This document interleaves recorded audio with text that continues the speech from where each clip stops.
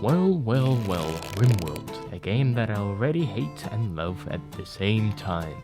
Today I have decided that I will beat Rimworld, documenting every step of my success and failures along the way, from the tragic deaths of our colonists to the great successes of other people. If there's gonna be any successes at all. Enjoy the video, boys, because I did not enjoy this. And I hope you will. My first pick was Naked Brutality as the starting scenario because I wanted to start clean. I chose Randy as my storyteller and selected the hardest difficulty. Losing is fun. I increased the population of Rimworld to 200%, hoping this would give me more people to trade with in the future. After watching videos from other creators, I noticed that some prefer living in caves, so I chose a mountainous tile with 3 factions I could trade with nearby. Although I'm not very familiar with the ideology update, I managed to create my ideology based on collectivism, also known as socialism pretty much.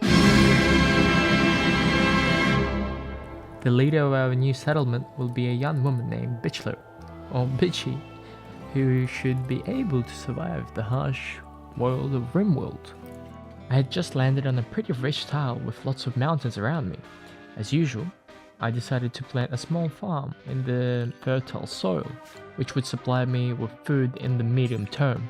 However, to my disappointment, Bitchy only had level 1 gardening, making her very slow at cutting wood and planting crops. Honestly, this was the first red flag for me, as I quickly realized the importance of gardening in the Naked Brutality scenario. After our first day of cutting wood and planting, Bitchy only managed to cut down 2 trees. This is a dire progress, as I expected to have the farm fully planted. However, Bitchy was so incompetent in plant work that she was extremely slow, leaving her to sleep outside on the bed, gazing at the night sky near a stone wall. I mean, it's not too bad considering she could have been sleeping in the bush. Speaking of bushes, our main food rations consisted of berries from berry bushes. Thankfully, as without them, she would have been long gone. But something's telling me that she's gonna die even quicker. Over the next 2 days, Bitchy continued planting crops and living off some wild berries. The planting process was extremely slow, as I had reiterated before, but as I was playing, I considered this highest priority because soon we wouldn't be able to rely on berries. And finally, our first mental breakdown. Please don't go. It's great having you here. Don't do it to me. I beg you. No.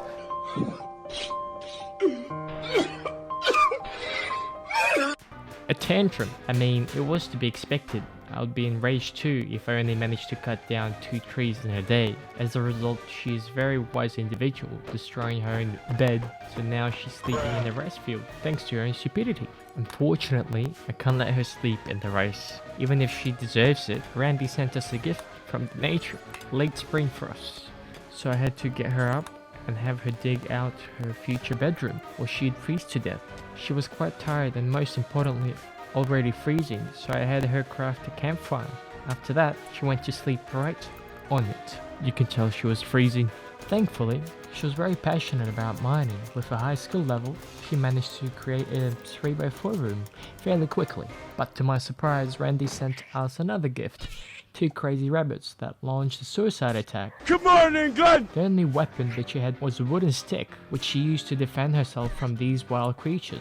Nothing too critical, just a few bites. For the next 2 days, she continued to plant, eat, build, and survive. By the way, we got a self-tamed raccoon that I named Bob. Hey guys, don't forget to subscribe and press the like button. Welcome to my channel. I thought everything was going pretty well, though a bit challenging. Bitchy had to travel further and further to find berries and work harder on rice plantation. After some time, I felt that Bitchy was slowly losing it. The workload was consistent and demanding because most of her work relied on plant cutting and farming. To my shock, on the 5th day, she suffered a total mental breakdown that ended this story. I honestly had nothing good to say about her, and I was mostly worried about Bob, who was there left alone. But it is what it is. A brutal but honest story. From our neighborhood friend, Randy.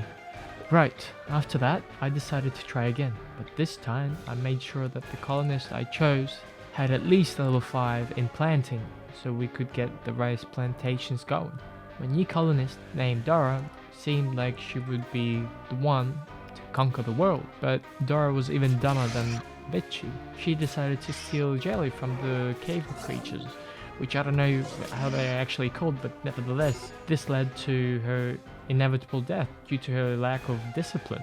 So once again, we lost a colonist even quicker than I wanted. Despite that, everything was going pretty well for her. We even managed to make the farm, but still we have lost this colony. Once again, we're starting from scratch, but this time I decided to start with a different scenario, a rich explorer. This should give me a better starting position since I won't have to spend as much time grinding food and can focus on more short and medium term goals like crafting a bed, creating a bedroom, and most importantly finishing my rice plantation, which I'm attempting to do 3 times in a row now.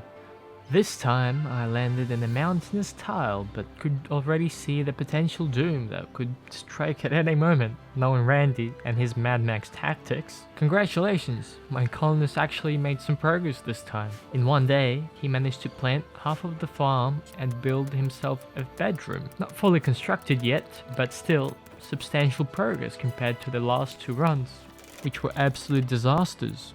To be honest, the next day was even better than my last 2 attempts combined. I finished building a 3 to 4 bedroom, created the storehouse, and nearly finished planting crops. Everything was going so well that I've actually finally survived my first raid. The raid was fairly easy to defend against, as Gordon used his plasma gun skillfully. Not on the first try, of course, but still a decent success compared to the other previous ones.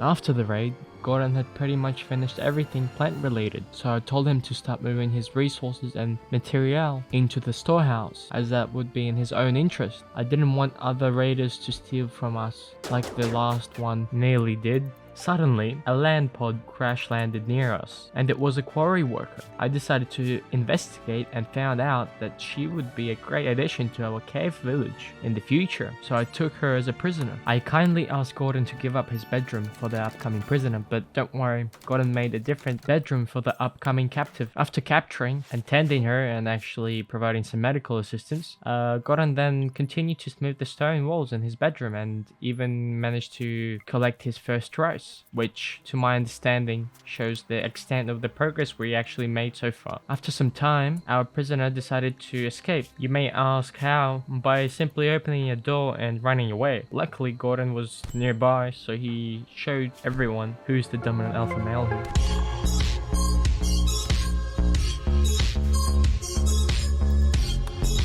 Gordon decided to give our faction a name, so he came up with Mountain People as the faction name and called the settlement Gordistan, which I think is quite extravagant for such a humble person. Right after such proclamations, a bodyguard named Beffy asked if she could join. Gordon and I gladly accepted her, as with 2 people, the risk of losing the settlement should drastically decrease. As she joined Gordistan, I planned out a new room in the mountain for her, as she needs somewhere to sleep. Now, with the new witnesses, Gordon proclaimed himself the leader of his ideology, an ideology of collective workers. Now, under his new direction, led by Gordon, Gordistan had already started its first 5-day plan. The plan contained 2 main goals.